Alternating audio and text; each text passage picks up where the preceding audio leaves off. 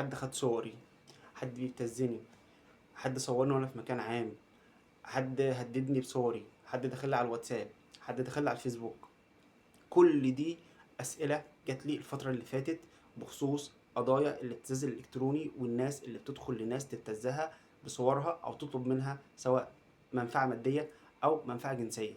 طيب، احب اقول لحضراتكم ان اكتر الاسئله الشائعه في الموضوع: يا استاذ احنا ما بناخدش حقنا، ده انا بعمل المحضر وبيتحفظ وبيتساب وبيتعمل والكلام ده كله.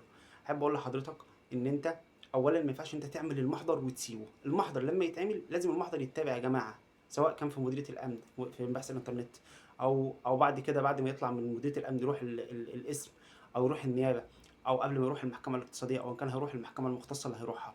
يا جماعه، المحاضر بتتحفظ طبيعي جدا، واجراء حفظ المحاضر ده اجراء طبيعي جدا. فبالتالي كل اللي مطلوب منك ان انت تتابع المحضر. ولازم اي حد بيتم ابتزازه او تهديده ما يخافش، لان انت لو خفت من اللي بيبتزك ده، هيبدا يبتزك تاني. وان كان بيطلب منك فلوس هيزود فلوس، اذا كان بيطلب منك منفعه ان انت تجيله مثلا، او عايز يعمل معاك حاجه خارجه او حاجه مش كويسه، هيفضل يصر لان هو هيحس ان انت خايف. ما تخافش او ما تخافيش، وقوي قلبك وروح اعمل المحضر. ما تخافش من اي حاجه وهتاخد حقك ان شاء الله.